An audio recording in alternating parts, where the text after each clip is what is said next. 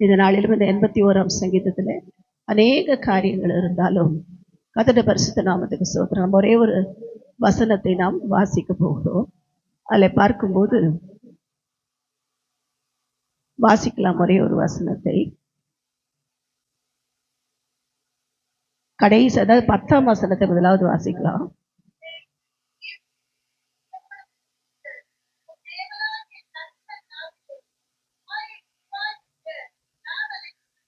அடுத்து கடைசி வசனத்தை வாசிக்கலாம்.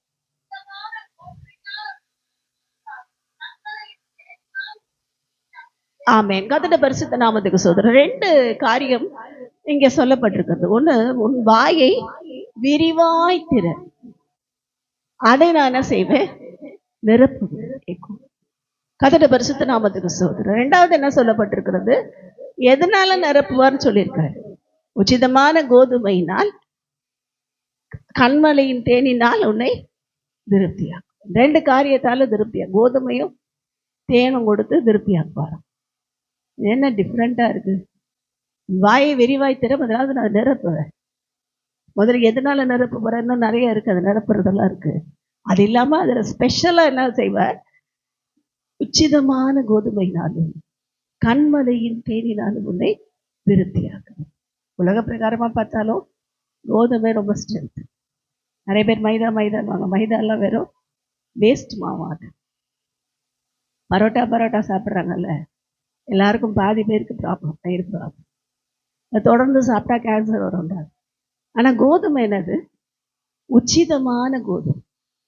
நமக்கு இப்போ இங்கெல்லாம் உச்சிதமான கோதுமை கிடைக்காது. நம்ம இடம்லாம் சவுத் சைடெல்லாம் நெல் விளையிற பூமி. கோதுமை வேணா எங்கே போகணும்? பஞ்சாபுக்கு போகணும். பஞ்சாப் கோதுமை தான் என்னது? ரொம்ப ஸ்பெஷலைஸ்டு. இப்போ உச்சிதமான கோதுமை நமக்கு தேவன் வச்சிருக்காரு. அது இந்த பஞ்சாப் கோதுமை இல்லை, அதை பார்க்கிலும் விலையேற பெற்ற ஒரு கோதுமையை வைத்திருக்கிறார். கர்த்தருடைய பரிசுத்த நாமம். அந்த கோதுமை மாவு உருவாக்கப்படுகிறதை பார்க்கும்போது ரொம்ப வித்தியாசமா இருக்கும். எடுத்த உடனே அதை உருவாக்கிட முடியாது. அதை பிரித்து எடுத்து, அதுக்கப்புறம் அதை அடித்து, போர் அடித்து, அதை தனியாக எடுத்து, அப்புறம் அதில் இருக்க அந்த தோலெல்லாம் நீக்கி, அந்த தேவையில்லாத காரியங்களெல்லாம் நீக்கி, அதை பாலிஷ் பண்ணி, எல்லாம் மெஷின் வழியாக வந்து நல்லா இடித்து, அதில் இருக்க சல்லடை, அந்த தேவையில்லாதெல்லாம் ஜல்லடையில் சளித்து, அதுக்கப்புறம் தான் கோதுமை மாவு கிடைக்கும். கோதுமை நான் திருப்தியாக்குகிற அனுபவம் என்கிறது நம்முடைய வாழ்க்கையிலும் கூட சில நேரம் தேவர் என்ன பண்ணுவாரு? சில நேரம் நம்மை தேவ சமூகத்தை அப்பமாய் மாற்றும்படி நம்ம வாழ்க்கையில சில பாடுகளை அனுப்புவார். சில நேரம் நம்ம நல்லா என்ன பண்ணுவார்? இடின்னு இடிப்பார். 2 பக்கமும் இடி. என்ன பண்ணன்னு தெரியல. ஒரு பக்கம் இடினாலே கஷ்டமா இருக்கு, 2 பக்கமும் இடி. நான் இங்க இருக்கவங்களுக்கு சொல்லல, இதை கேட்கிறவங்களுக்காக சொல்றேன். சிலருக்கு ஒரு பக்கம் அம்மாவால இடி, சிலருக்கு மனைவியால இடி. 2 பக்கமும் இடி வாங்குறாரு. என்ன பண்ணன்னு தெரியல. ஏன்னா அம்மா சொல்றதை கேட்டா ஒய்ஃப் அடிப்பாங்க, ஒய்ஃப் சொல்றதை கேட்டா அம்மா அடிப்பாங்க. நீ என்னடா நீ அப்படின்வாங்க. 2 பேருக்கும் நடுவில் இருந்து இவர் அடி வாங்குவார். ஐயோ, எதுக்குதான் நான் கல்யாணம் பண்ணணும்? கர்த்தருடைய பரிசுத்த நாமத்துக்கு ஸ்தோத்திரம். சிலருக்கு நாத்தனார் மாமியார் வச்சிருப்பார் இடிக்கிறதுக்கு. 2 பக்கமும் இடிப்பாங்க போட்டு. ஐயோ, நான் ஏன்னா இடிக்கப்படுறேன்னு தெரியலையே, என்னால தாங்க முடியல. ரெண்டாயிரம் சிலர் அப்படிதான் புலம்புவாங்க. எல்லாம் அந்த வழியா வந்தவங்க தானே. 2 பக்கமும் இடி. பிள்ளைகளுக்கு சிலர் டீச்சர்ட்டையும் இடி, அம்மா அப்பா கிட்டேயும் இடி போட்டு இடி. கர்த்தருடைய பரிசுத்த நாமத்துக்கு ஸ்தோத்திரம்.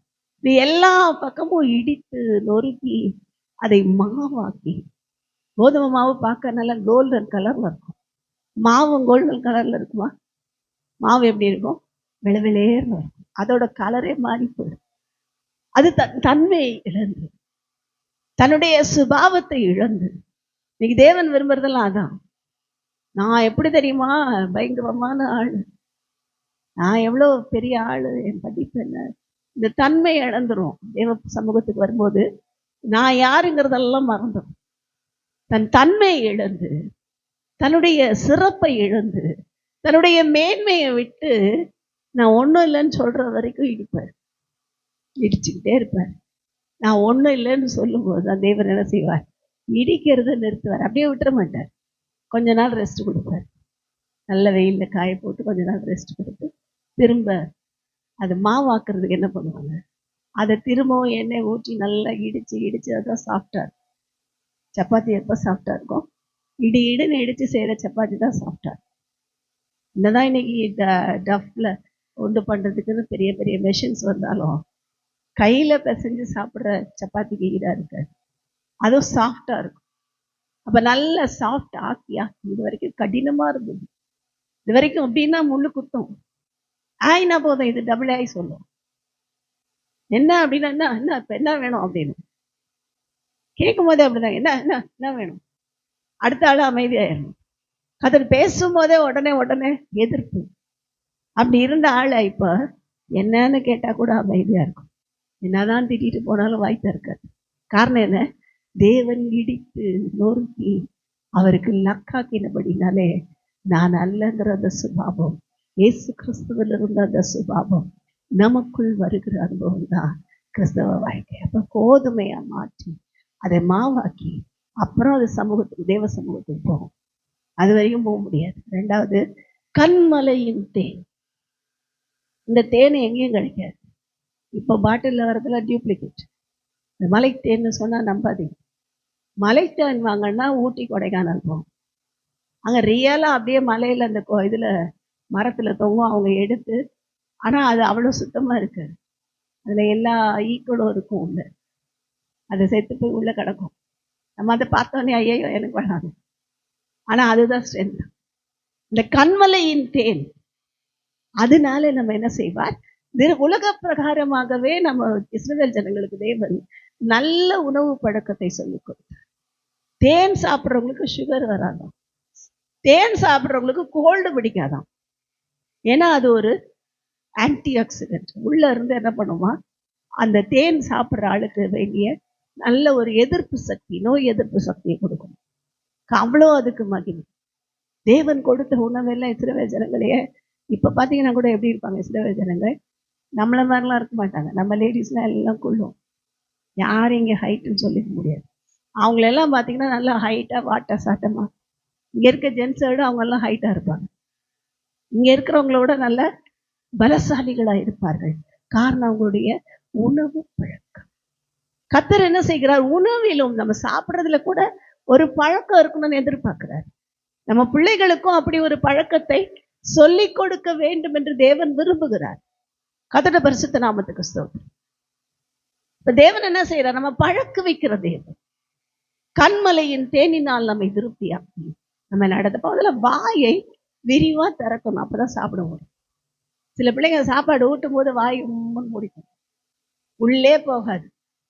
அம்மா ஊட்டி ஊட்டி பார்த்து பாதியை கீழே தூக்கும். காரணம் என்ன, அந்த பிள்ளைக்கு சாப்பிட இஷ்டம். அது பார்த்தீங்கன்னா அப்படியே தான் இருக்கும். அதே நேரத்துல நல்ல வாய் விரிவாய் திறந்து சாப்பிடுகிற பிள்ளைகள் தேவ வசனத்தை, இந்த கோதுமை அப்படின்னு சொன்னா அது ஒரு விதத்துல தேவ வசனம். தேவ வசனத்தை நல்லா சாப்பிடுறவங்க ஆணு திறந்தோன்னு என்ன கொடுப்பாரு ஆண்டவர், வாயை விரிவா திறந்த தெரியும். எரேமியாவை பார்த்து ஆண்டவர் சொன்னார், உன் வாயை விரிவாய்த்திரு, நான் என்னுடைய வார்த்தைகளால் உன்னை ஏசியா தீர்க்கதரிசன புத்தகத்தில் எழுதப்பட்டிருக்கிறது, நான் என்னுடைய வார்த்தைகளால் வாயை, நான் என் வார்த்தையை உன் வாயிலே அருளி என் கரத்தினால் உன்னை மறைக்கிறேன். அவரோட வார்த்தையை நமக்கு அருளுவார், கரத்தினால் மறைத்துக் கொள்வார். எவ்வளவு பெரிய ஸ்லாக்கியம். அப்ப என்ன செய்யணும், வசனத்திலே பழக்குவிக்கப்படுகிற ஆட்களாய் நம்ம மாற வேண்டும். வசனத்தை நம்ம எப்பெல்லாம் கை கொள்றோமோ பழக்குவிக்கப்படுகிற. நீங்க கேட்டோம், அதுல படிச்சோம், அந்நிய தேவர்கள் உனக்குள்ளே உண்டாயிருக்க வேண்டாம், அவைகளை நமஸ்கரிக்கவும் வேணான்ற. அதெல்லாம் பொய் தெய்வங்கள். கர்த்தருடைய பரிசுத்த நாமத்துக்கு சொல்லு, அதை வணங்காத, அதை நமஸ்கரிக்காத, அது கடவுள் அல்லன்னு சொல்ற. கர்த்தருடைய பரிசுத்த நாமத்துக்கு ஸ்தோத்திரம். வானத்தையும் பூமியும் உண்டாக்கின தேவனை புரிந்து கொண்டு ஞான ஸ்நானம் எடுத்துட்டு திரும்ப விக்கிரக ஆராதனைக்கு நாம ஒரு நாளும் ஒப்பு கொடுக்க கூடாது. இருதயத்துல இயேசுவை நம்பிட்டு விசுவாசிட்டு நம்ம திரும்ப ஒரு பக்கம் கூட அந்த சைடை திரும்ப கூடாது. அது தேவன் நமக்கு வைத்திருக்கிற சட்டம். கர்த்தருடைய பரிசுத்த நாமத்துக்கு ஸ்தோத்திரம். இப்ப இந்த சட்டத்தின்படி நாம் நடக்கிறவர்கள் பாக்கியவான். இப்ப என்ன செய்யணும், இந்த வேதத்துல இந்த நாள் வாயை விரிவாக இருக்கும்.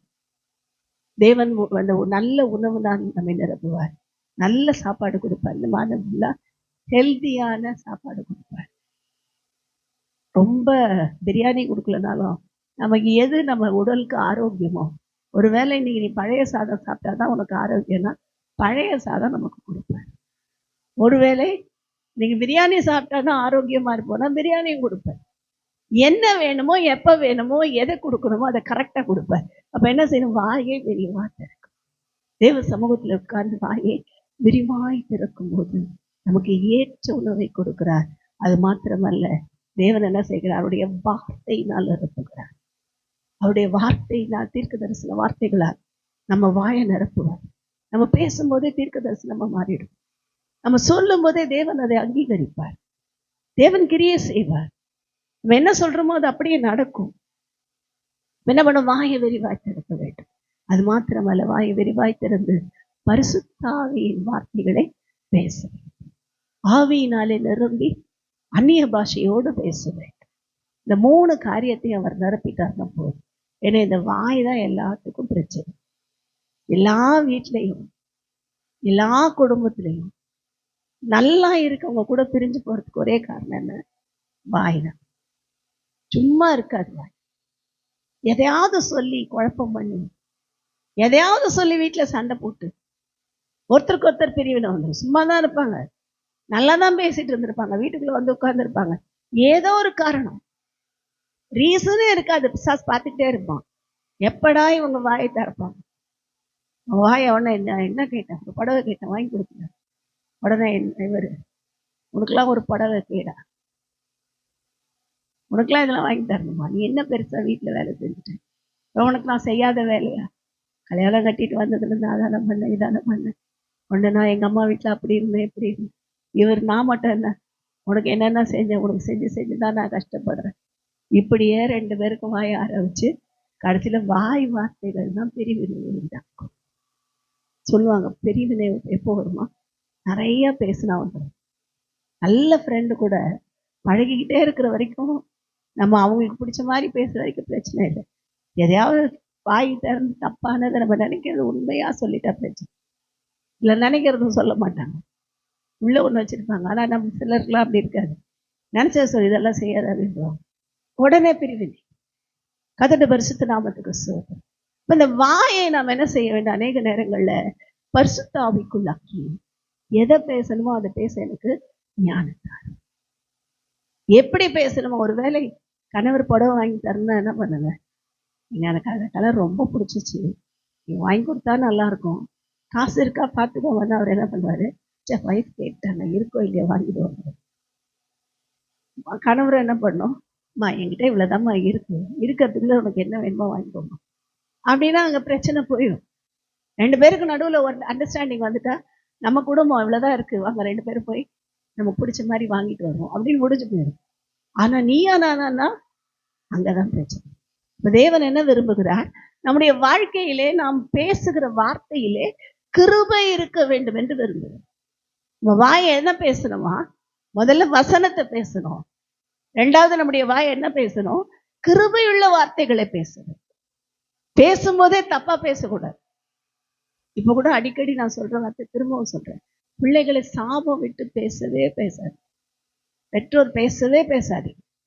அந்த பிள்ளைங்க தப்பு தான் பண்ணுது, அந்த பிள்ளைங்க செய்யற தப்பு தான், நான் செய்ய முடியாது, அதே முரட்டுத்தனம் பண்ணுது, செல்ல வைக்க மாட்டேன்னு முரட்டுத்தனம் பண்ணது உண்மைதான்.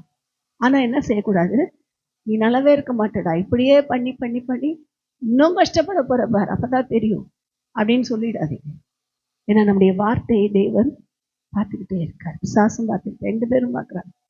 என்ன, ஏன்னா இருதயத்தை நிறைவாக தான் வாய் பேசும். அப்போ பார்த்துக்கிட்டே இருப்பாங்க. நான் அடிக்கடி சொல்லுகிற சாட்சி, எங்கள் அப்பா எப்பயும் நல்லதே தான் பேசுவாங்க. எங்களை பொறுத்த வரைக்கும் பிள்ளைங்களை சாபம் விட்டு பேசுனதே இல்லை, அடித்தது கிடையாது. அவங்க லைஃபே பிள்ளைங்களுக்காக வாழ்ந்தாங்க.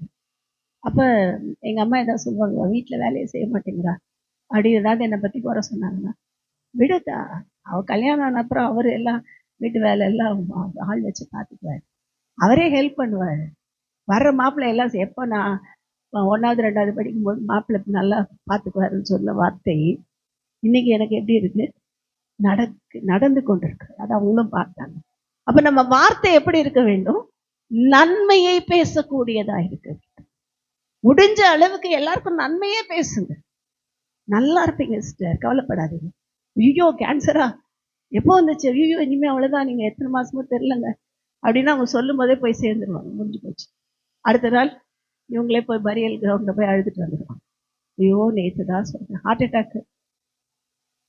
அட்டாக் அந்த பேஷண்ட்டையே சொல்லி பயமுறுத்தி, ஹார்ட் அட்டாக் வந்தா என்னெல்லாம் பண்ணோம் எல்லாம் சொல்லி அவர் அப்படியே அதை யோசிச்சு அன்னைக்கு நைட்டே அவுட்டு. அடுத்த நாள் இவங்க போய் ஐயோ நான் நேற்றுக்கு தானே பேசினேன் அழுதுட்டு வருவாங்க.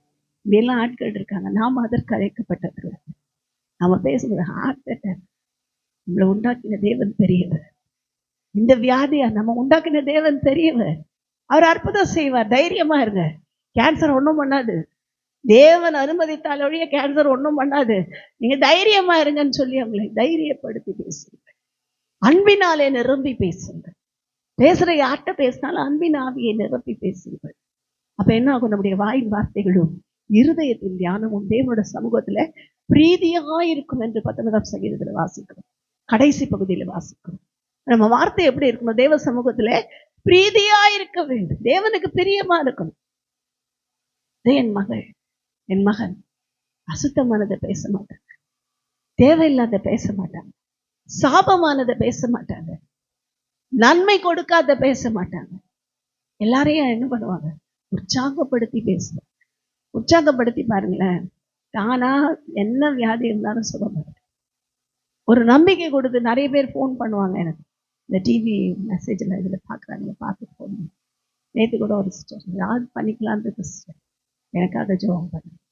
வீட்டுக்காரர் சரியில்லை, பிள்ளை சரியில்லை, யாருமே இல்லை, எதுக்கு இருக்கணும்னு இருக்கு. அப்பப்போ எனக்கு தோணுது, நீங்கள் பேசின மெசேஜ் கேட்டேன், எனக்காக ஜெபம் பண்ணு. நான் சொன்னேன், நீங்கள் போயிட்டா எல்லாம் சரியாயிடுமா? நீங்கள் போனீங்கன்னா எங்கே போனீங்கன்னு தெரியுமா? சூசைட் பண்ணிட்டு மறிச்சிங்கன்னா உங்கள் ஆத்மா நேரம் பாதாளத்துக்கு நரகத்துக்கு போயிடும். இன்னைக்கு நீங்கள் பட்ட பாடுகளை விட மறிச்சதுக்கப்புறம் படுற பாடு பிசாசுகிட்ட போய் அதிகமாக இருக்கும். அதனால் அதை மாத்திரம் செய்யாதீங்க. எப்பயும் தேவனுக்குள் கேட்டு இருந்து ஜெபம் பண்ணுங்க. மாற முடியாத கணவரை மாற்றுவார், மாற்ற முடியாத பிள்ளை மாற்றப்படும். நீங்க மாத்திரம் நான் தற்கொலை பண்றேன்னு சொல்லாதீங்க. அந்த வார்த்தையை உபயோகமே படுத்தாதீங்க. அது தேவனுக்கு பிரியமில்லாத வார்த்தை. அதை செஞ்சதெல்லாம் யார் வேதத்துல வாசிக்கிறோம்? தேவனுக்கு துரோகம் பண்ணினவங்க தான் அதை செஞ்சு. அகிதோப்பேல், யூதாஸ் காரியோத்து, இவங்கதான் நாண்டு கொண்டு சேர்த்து. மற்றவங்க எல்லாம் இல்லை. நிறைய பேர் அதுல பார்க்க முடியாது வேதத்துல. அப்போ நாம் என்ன செய்ய வேண்டும்? பேசுற வார்த்தை அவங்கள அந்த மரணத்திலிருந்து பிடித்து தூக்கி எடுக்க வேண்டும். தேவனால கூடாதவைகள் ஒன்றும். எனது இந்த நாள்ல இருந்து ஒரு தீர்மானம், ஆண்டவரே என் வாயை நான் விரிவா திறக்க போறேன், அதை நீ நல்ல வார்த்தைகளால நிரப்புங்க, கிருபை பொருந்தின வார்த்தைகளால நிரப்புங்கப்பா. என்னோட வாயில எப்போதும் பரிசுத்த ஆவியின் நிறைவினால் நான் பேச எனக்கு உதவி செய்யுங்க. சூழலில் மத்தியில ஆலோசனை கொடுக்கணும்னா பரிசுத்த ஆவியானவர் நம்ம வாயை நிரப்புவார். நம்ம கிட்ட வந்து சிலர் கேட்பாங்க ஆலோசனை, வேலைக்கு இந்த வேலைக்கு போலாமா, அதுக்கு போலாமா, இதுக்கு போலாம். கேட்கிறவங்களுக்கு என்ன பண்ணுங்க? நல்ல கிருபை உள்ள வார்த்தைகளை சொல்லித்தரும். அதை எப்படி சொல்லித்தரணும்? ஆவியானவர் நமக்கு அழகாய் கற்றுக் கொடுப்போம். இப்ப இந்த நாள்ல தேவன் நம்மோடு பேசி இருக்கிறார். அதனால நம்ம வாயை காத்துக்கொள்வோம். நம்முடைய வாயினால் வருகிற பாவங்களை நம்மை விட்டு நீக்கி போடும். ஏன்னா இருதயம் எப்பயும் பரிசுத்தமா இருந்தா நம்ம வார்த்தைகளும் பரிசுத்தமா இருக்கும். இருதயத்தின் நிறைவு, அதனால இருதயத்தை காத்துக்கொள்வோம். எல்லா காவலும் ஒரு இருதயத்தை காத்துக்கொள், அது நின்று ஜீவ ஊற்று புறப்படும். எல்லா காவலோட இருதயம் காக்கப்பட்ட அடுத்து என்ன வரும்? நம்ம வார்த்தையே ஜீவ ஊற்றாயிருக்கும். கசப்பான தண்ணி வராது, கசப்பான ஊற்று வராது. அதனால இந்த நாளை அர்ப்பணிப்போம். கர்த்தர் சொன்ன வார்த்தையின்படியே கர்த்தர் இந்த நாள்ல நம்மை ஆசீர்வதித்து நம்முடைய வாயை நிரப்புவார்.